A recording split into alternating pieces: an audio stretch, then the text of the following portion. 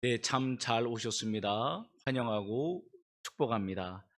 사랑하는 성도 여러분, 힘든 세상 속에 살아가시다가 3월의 마지막 주일, 종료주일을 맞아 성전에 모여 하나님을 예배하니 마음이 어떠십니까? 참 좋습니다. 믿음으로 고백하는 주의 종들 가운데 하나님의 크신 은혜와 평강이 함께하기를 주님의 이름으로 축복합니다. 중국 사마염이 진나라를 통일하여서 이밀이라는 분에게 태자 세마라는 직책을 제안하게 됩니다. 하지만 이밀은 병든 할머니를 돌봐야 한다는 이유로 거절합니다. 이밀에게는 너무나도 좋은 기회였지만 일찍이 부모를 잃고 외롭게 자라가던 자기를 돌봐주셨던 할머니를 봉양하는 것이 그 어떤 직책보다 중요하다고 믿었기 때문입니다. 하지만 사마염은 포기하지 않고 계속 이밀에게 태자 세마 직책을 맡아줄 것을 요청하게 됩니다. 이 답답한 마음의 이밀은 긴 글을 써서 자기가 왜 거절할 수밖에 없는 상황을 설명합니다. 그래서 이 글에서 사용된 단어가 바로 진퇴양난입니다. 나아갈 수도 물러날 수도 없는 난감한 상황을 일컬어서 진퇴양난이라 그래서 설명합니다. 이밀뿐만이겠습니까? 세상을 살다 보면 우리 인생 가운데 정답만 있는 건 아니지 않습니까? 오답투성도 많고 또한 오답인 것 같은데 정답인 것도 있고 난감하고 헷갈릴 때가 너무나 많이 있습니다. 특별히 선택하라는 기로에 섰을 때는 정말 이 선택이 우리의 미래를 어떻게 이끌어갈까가 참으로 걱정될 때도 있습니다. 이것과 저것이 아닌 제3의 길이 보이면 좋겠지만 그조차도 보이지 않으면 망망할 것입니다. 그렇다면 우리는 이런 상황 가운데 어떻게 해야 할까요? 이런 우리 상황의 막막함을 갖고 오늘 본문의 말씀으로 들어가면 좋겠습니다. 한 여인이 죄 가운데 사람들에게 붙잡혀 옵니다. 그리고 예수님 앞에 나오게 됩니다. 사람들은 예수님과 여인을 둘러쌉니다. 사람들의 얼굴을 봤더니 상당히 분노하고 상당히 그들의 손에는 무엇인가 들려있는 것 같습니다. 자세히 보니 돌처럼 보입니다. 그리고 사람들은 원성하는 목소리로 이런 이야기를 합니다. 율법대로 하면 돌로 쳐 죽여야 합니다. 선생님, 어떻게 하시겠습니까? 단순한 질문이 아닙니다. 예수님을 함정에 빠뜨리려는 시험이었습니다. 돌을 던지라고 하면 메시아 대신 예수님이 사랑이 없는 분이라고 이야기할 것이며, 용서하라고 하면 아니 구원의 완성으로 오신 메시아가 율법의 말씀을 어기는 사람이 되니 무엇인가 모순적임을 알게 될 것입니다. 주님은 갑작스러운 진퇴양난의 순간을 맞이하게 되셨습니다. 하지만 놀랍게도 주님은 이 진퇴양난의 순간을 놀랍게 해결해 나가십니다. 오늘 말씀을 통해서 우리 인생에 닥치는 진퇴양난의 상황을 어떻게 벗어나는 것이 은혜로운 길인가, 그 생명의 길을 함께 생각해보는 이 시간 되기를 바랍니다. 6절의 말씀에 보면 그들이 이렇게 말하면 고발할 조건을 얻고자 하여 예수를 시험에 밀어라. 예수께서 몸을 굽히사 손가락으로 땅에 쓰시니 그들이 묻기를 마지 아니하는지라. 이에 일어나 이르시되 너희 중에 죄 없는 자가 먼저 돌로 치라 하시고 다시 몸을 굽혀 손가락으로 땅에 쓰시니. 말씀이 지금 이렇게 전개되고 있습니다. 우리가 첫 번째 본문을 통해서 알게 하는 진퇴양난을 벗어나기 원한다면 어떻게 될까요? 우리 주님의 지혜를 본받아야 합니다. 오늘 본문에 나오는 여인의 이름은 누군지 모르겠습니다. 그저 가늠한 여인이라고 지칭하고 있습니다. 근데 이 원어적인 이 그녀를 바라보면은 헬라어 원어의 뜻은 기혼자라고 말합니다. 그러니까 그녀는 유부녀였다는 것이, 남편이 있는 여인이었다는 것입니다. 율법에서는 가늠한 여인을 돌로 쳐 죽이라고 말씀하고 있습니다. 성문 밖으로 끌어가 공동체로부터 악을 제거해야 함을 명시합니다. 그런데 이상한 점은 오늘 서기관과 바리새인들은 이 가늠한 여인을 성읍 밖으로 끌고 가 처단하는 것이 아니라 성읍 안, 그것도 성전에 계신 예수님 앞에 끌고 나왔다는 것입니다. 정죄하기 위하여, 죄를 처단하기 위하여 이 일을 행했던 그들이 오히려 범죄하고 있는 모순됨을 보게 됩니다. 자신들의 기득권을 위해서 하나님의 말씀을 단순히 도구로 쓰고 있는 공동체 리더들을 바라보게 됩니다. 그들의 이야기는 어떤 논리입니까? 5절 말씀을 보면 모세는 율법에 이러한 여자를 돌로 치려 명하였거니와 선생은 어떻게 말하겠나이까? 그들은 율법에 의하면 여자를 돌로 쳐주게 합니다라고 말하고 있습니다. 이 말은 틀린 말이 아닙니다. 그들은 정의를 말하고 있습니다. 그런데 정말 정의일까요? 그들의 손에 돌이 들려 있다면 이 돌이 그럼 정의의 돌입니까? 아니면은 자기들의 기득권을 유지하고 싶은 자기의의 돌입니까? 자기 감정의 돌입니까? 자기 마음의 분노의 돌입니까? 이 돌은 도대체 무슨 돌입니까? 우리는 다른 사람을 판단하는 데는 쉽게 합니다. 몇 초 안 걸립니다. 저 사람이 왜 저렇게 말하지? 왜 저렇게 행동하지? 몇 초면은 금방 우리는 결정을 내립니다.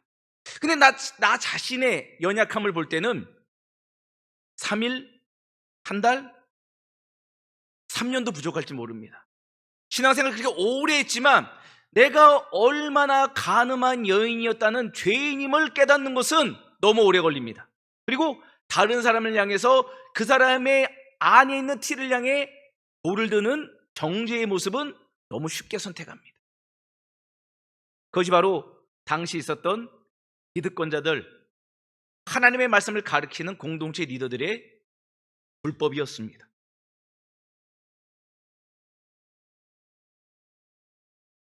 다시 한번 우리가 이 장면 속으로 더 들어가 보기를 바랍니다. 서기관과 바리새인들이 죄목을 이야기합니다. 율법의 조항도 이야기합니다. 이미 답은 나와 있습니다. 이 이야기를 듣고 있던 무리 중 한 사람이 돌로 쳐야 된다고? 말씀에 돼 있어? 돌을 들기 시작해요. 한 사람이 들었더니 옆에 있는 사람이 나도 또 하나님 말씀을 따라야 되는데 하면서 들기 시작합니다. 너도 나도 할 거 없이 분위기에, 군중 심리에 휘말려 갑니다. 만약에 우리가 이런 상황 속에 있다면 우리는 어떻게 행동하고 어떻게 생각했을까요? 어떤 결정을 했을까요? 저 같으면은 눈치 보고 있었을 것 같아요. 이거 어떻게 되지? 나 그래도 목사인데. 저는 안 던질 겁니다 라고 말할 수 있었을까요? 나 혼자 안 해도 누군가는 던질 텐데 오히려 공동체에 미움을 받지 않을까 해서 돌을 들었을지도 모르겠습니다. 이렇게 우리는 어떤 난감한 상황 가운데 어떤 결정을 못 내리고 다른 사람에 따라가듯이 결정을 내릴 때가 많이 있지 않습니까? 그리고 우리 자신도 모르게 다른 사람을 향해서 정죄할 때도 너무 습관적으로 몸에 배어 있지 않습니까? 그래서 우리는 주님의 지혜를 본받아야 됩니다. 주님을 바라보아야 됩니다. 주님은 이 진퇴양난의 순간을 어떻게 지혜롭게 대처했는가를 말씀 속에서 우리가 찾아보아야 되는 것입니다. 근데 주님이 잠시 무엇인가 생각하시든지 손가락으로 땅에 쓰십니다. 그리고 잠시 후 벌떡 일어나셔서 너희 중에 죄 없는 자가 먼저 돌로 치라 말씀하십니다. 이 말씀은 단순한 말씀이 아닙니다. 사람들의 마음을 정확히 찌르는 진리의 말씀이었어요. 만약 지금 제가 성도 여러분에게 이 시간 죄 없는 분 한번 손 들어 보십시오 하라면은 손 누가 들 수 있을까요? 왜 그렇습니까? 우리 모두는, 저와 우리 성도들 모두가 우리 다 죄인임을 알고 있기 때문입니다. 주님이 말씀하신 너희 중에 죄 없는 자가 돌을 치라는 말씀에 누구도 돌을 던질 수는 없었던 것이죠. 좀 더 그렇다면 우리가 너희 중에 죄 없는 자, 이 부분을 좀 더 세 가지로 생각해 보면 좋겠습니다. 첫째는 모인 사람들이 지은 더 큰 다른 죄를 지칭하실 수도 있습니다. 그러니까 너희는 더 큰 죄도 짓지 않았느냐라고 그들에겐 들릴 수도 있었을 것입니다. 두 번째는 모인 사람들이 몰래 지은 같은 죄, 너희들도 간음하는데 떳떳한 사람이 있느냐, 이렇게 들렸을 수도 있을 것입니다. 세 번째는 현장에서 이 여인을 목격하고 잡았다면 그 여인이 분명 죄인일 텐데 그럼 그녀와 함께 있던 남자는 어디 있는가? 현장에서 본 사람일 때 정말 돌로 쳐 죽여라 라는 의미로도 들릴 수 있다는 것이죠. 이 말은 그 현장에서 이것을 목격한 사람, 본 사람이 없다는 가정도 가질 수 있다는 겁니다. 이후 예수님은 손가락으로 두 번 땅에 무엇인가를 또 쓰십니다. 이 두 번의 해석에 대해서 많은 신학자들이 있지만 이런 해석이 좋을 것 같아요. 첫 번째는 율법의 말씀이고 두 번째는 이와 같은 죄의 목록을 쓰셨을 것 같습니다. 죄 없는 자가 먼저 돌로 치라는 그 말씀에 사람들은 그 땅에 있는 주님이 쓰신 죄의 목록을 바라보고 그 죄의 목록에 자기가 속해 있음을 알게 되어 돌을 내려놓고 돌아가게 되었다는 것입니다. 사람들은 어느 부분에 돌을 내렸는지 모르지만 자기 자신의 죄를 발견한 사람들은 내려가고 돌아갔다는 것입니다. 우리는 지금 어떤 죄의 자리에서 우리를 발견하고 있습니까? 지금 우리 손에 들고 있는 죄의 돌, 원망의 돌, 미움의 돌은 무엇입니까? 그거 왜 못 내려놓고 있습니까? 우리가 얼마나 죄인인지를 깨닫지 못하고 있어서 그런 거 아닙니까? 제가 오늘 아침에 이 말씀을 계속 묵상하는데 잠시 제가 딴 생각을 하면서 일어날 때 제 아내가 부닥쳤습니다.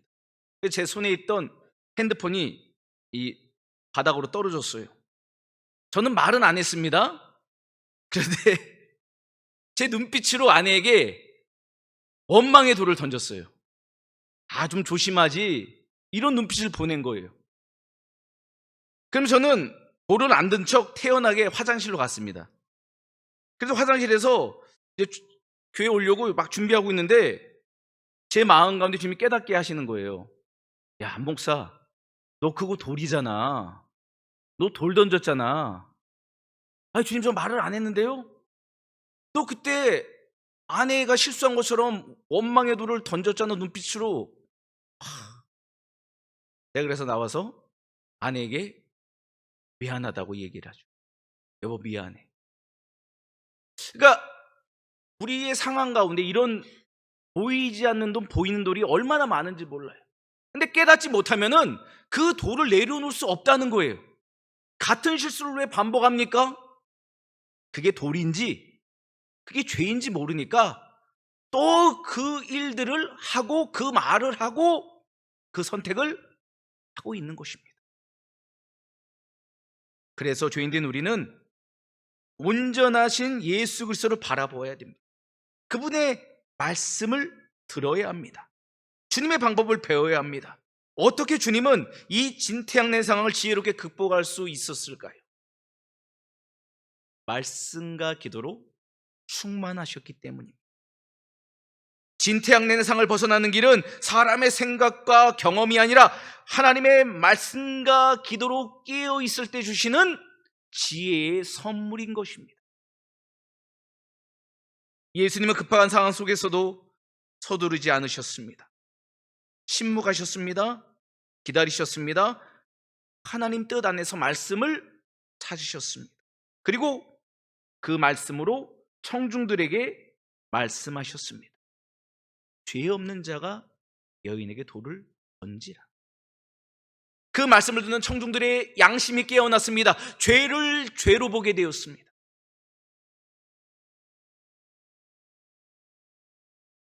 진퇴양난의 상황이 전화위복의 상황으로 역전됐던 것입니다. 우리도 마찬가지입니다. 문제를 빨리 해결하고 싶습니다. 진퇴양난을 빨리 벗어나고 싶어요. 다 마찬가지입니다. 하지만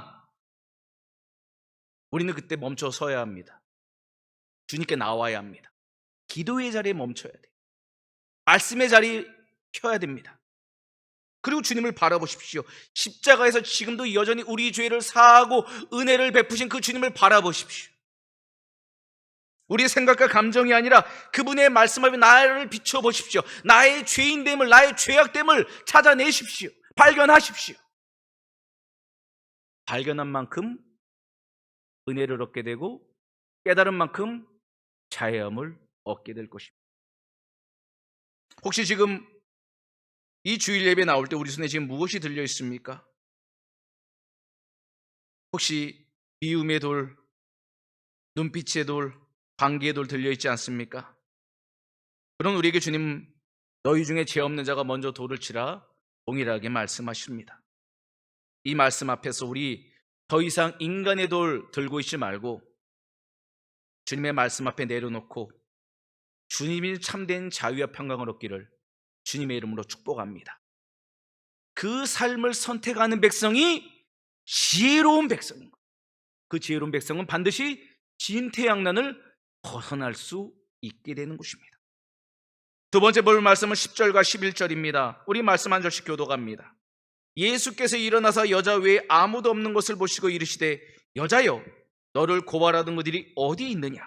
너를 정죄한 자가 없느냐? 대답하되 주여 없나이다. 예수께서 이르시되 나도 너를 정죄하지 아니하노니 가서 다시는 죄를 범하지 말라 하십니다. 아멘. 우리가 두 번째 본문을 갖고 생각해 볼 수 있는 진퇴양난 어떻게 벗어날 수 있을까요? 다시는 죄를 범하지 않도록 몸부림쳐야 합니다. 고발하던 이들이 다 돌아갑니다. 그리고 예수님과 음행 중에 잡힌 간음한 여인만 남아 있습니다. 주님 어떻게 말씀하십니까? 너를 고발하던 그들이 어디 있느냐? 너를 정죄한 자가 없느냐? 물으셨습니다. 없습니다. 보이지 않습니다. 여인이 대답합니다. 그때 주님이 나도 너를 정죄하지 아니하노니 가서 다시는 죄를 범하지 말라 말씀하십니다. 이 말씀에는 두 가지 의미가 담겨 있습니다. 첫 번째는 완전한 용서십니다. 우리의 죄를 다시 기억하자 하나님의 완전한 용서가 선포되고 있습니다. 두 번째 이 메시지에는 새로운 삶으로의 부르심이 담겨 있습니다. 이제 죄를 사함받아 이제 새롭게 거듭난 인생답게 하나님의 은혜로 살아가라는 부르심입니다. 주님은 회개하는 자를 정죄하지 않으십니다. 그리고 과거를 떠나 다시 새롭게 시작할 수 있는 기회를 주십니다. 하지만 동시에 주님이 바람이 있으십니다. 그건 무엇입니까? 이제는 죄를 가볍게 여기지 말라는 것입니다. 왜 사람들이 죄를 짓고 회개하고 또 같은 죄를 왜 자꾸 반복적으로 지을까요? 라고 물어본다면 죄를 가볍게 여기기 때문입니다. 죄가 정말 죽을 수밖에 없는 사망 선고라면 죄 안 지을 것입니다. 하지만 죄가 얼마든지 상감받을 수 있다는 인간적인 생각 계산 때문에 죄 짓는 것을 두려워하지 않는 것이죠. 죄를 안일하게 여겨서는 안 됩니다. 그렇게 살다가는 다시 진퇴양난에 빠지게 되기 때문입니다. 사랑하는 여러분, 죄는 결코 가볍지 않습니다. 죄의 결과는 사망이기에 누군가 그 죄의 대가를 감당해야 됩니다. 성경은 그 죄의 대가를 감당하신 분이 바로 우리 예수님이라고 이야기합니다. 우리가 맞아야 될 죄의 돌, 우리가 죽어야 될 영원한 사망을 예수 그리스도께 다시 지시고 십자가에 달려 죽으심으로 온 인류를 향한 생명구원을 이루셨음을 성경은 약속하고 있습니다. 그렇게 십자가는 죄의 가벼움을 보여주는 것이 아니라 죄의 무거움을 보여주는 현장인 것입니다. 그러므로 우리는 더 이상 죄를 가볍게 여기지 않기를 바랍니다. 물론 죄에 넘어질 수 있습니다. 하지만 더 이상 죄를 당연하게 여기는 삶으로 살아가서는 안 된다는 것입니다. 영적인 몸부림이 필요합니다. 육을 넘어 역의 사람으로 살아가려는 영적인 순종이 필요하다는 것입니다.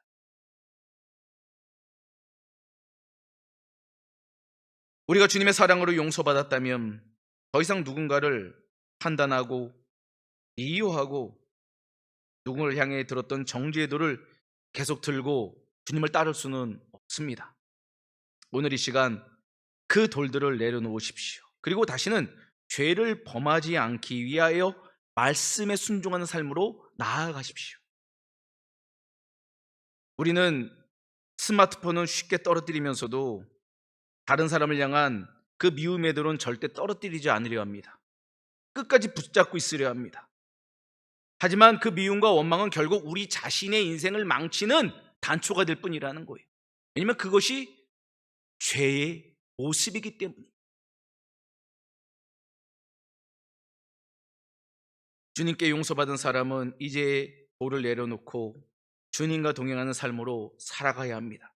그것이 주님께서 우리를 구원으로 부르신 이유이기 때문입니다. 유기성 목사님의 예수 소망이라는 책에 보면 황해도 소래교회의 부흥 이야기를 다루고 계십니다. 평양의 대부흥이 있기 1907년 전 10년 전에 황해도 소래교회에 놀라운 부흥이 먼저 임했습니다. 소래교회를 돕고 있던 이 페닉 선교사가 1896년에 이 소래교회를 방문했을 때 약 300여 명의 신자들이 모여서 예배드리고 있었습니다. 그들의 찬양은 뜨거웠습니다. 기도도 뜨거웠습니다. 그런데 뭔가 이상합니다. 선교사님은 공동체 예배 가운데 무엇인가 빠져 있는 것을 알게 되었습니다. 그리고 지도자 한 분을 불러서 묻습니다. 하나님이 우리 모임에 역사하고 계시지 않는다는 것을 알고 있으십니까? 이유가 무엇이겠습니까? 오직 한 가지밖에 없습니다. 서로 미워하는 신자 두 사람만 있어도 하나님의 역사는 중단될 수 있습니다. 페닉 선교사의 말이 끝나자 이 말을 듣고 있던 교회 지도자는 엎드려 울기 시작했습니다. 그리고 자기와 다른 두 사람이 서로 미워하며 불편한 관계에 있다고 고백합니다. 선교사님은 하나님께 용서를 구하고 미워했던 그 사람에게 가서 사과하지 않겠습니다라고 권합니다. 그리고 그분은 그렇게 하겠습니다라며 대답합니다. 선교사님은 그분이 공동체의 리더들과 화해할 수 있도록 그분들을 위해서 기도하기 시작했습니다. 그 후 미워했던 두 사람을 찾아가 용서를 구하고 서로 화해하는 놀라운 화평이 찾아오게 되었습니다. 그 다음 날은 주일이었다고 합니다. 죄 씻음을 받은 신자들이 회중 앞에서 자신들의 죄를 자백하자 모든 신자들이 함께 통곡하며 회개하기 시작했다고 합니다. 그리고 그 후 소래교회는 놀라운 부흥의 은혜를 경험하게 되었다는 것을 이 책에 소개하고 있습니다. 소래교회 부흥의 이야기처럼 미움의 돌, 정죄의 돌을 내려놓고 회개할 때 하나님의 역사가 우리 개인에게도 우리 공동체도 다시 불어온다는 것입니다. 은혜의 선물로 주어진다는 것입니다. 진태양난이 전하의 이복으로 역전되는 그 놀라운 통로가 바로 돌을 내려놓는 회개의 시간 가운데 주어지는 선물임을 믿으시길 바랍니다. 그래서 저도 오늘 성도 여러분께 함께 좀 선택했으면 합니다.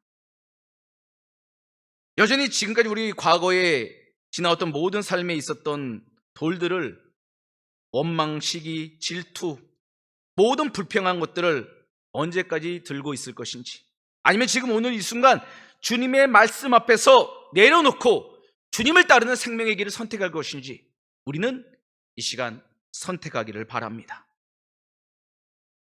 주님의 물음 앞에 주님, 우리가 다시는 죄를 범하지 않고 주님을 따라오기를 기다리고 계신다는 것을 기억하십시오. 이제 그래서 우리는 주님 앞에서 우리 손에 들려있는, 우리 마음에 들려있는, 우리 눈빛에 들려있는 모든 돌을 내려놓아야 합니다. 그리고 주님을 따라야 합니다. 오늘은 종려주일입니다. 주님을 환영하는 이스라엘 백성들의 손에는 종려가지가 들려 있었지만 멀지 않아 그들은 예수님을 돌로 치는 돌을 손에 쥐게 됩니다. 하지만 우리는 이 종료주일에 우리 손에 들려있던 돌을 내려놓고 만왕의 주님의 예수 그리스도의 보혈을 담아 주님과 동행하는 거룩한 삶으로 나아가기를 바랍니다. 그 죄의 사면을 갈망하며 새롭게 주님을 따라가기 원하는 모든 주의 종들 가운데 주님은 만나주시고 죄의 사면 은총과 놀라운 새로의 부르심을 허락하실 것입니다. 말씀을 맺도록 하겠습니다. 주님을 환영하는 우리 손에 다시 한번 무엇이 들려있나를 찾아보시고 주님을 맞이하는 두 손이 되어서 주님을 따르는 제자로 살아가기를 주님의 이름으로 축원합니다. 아멘.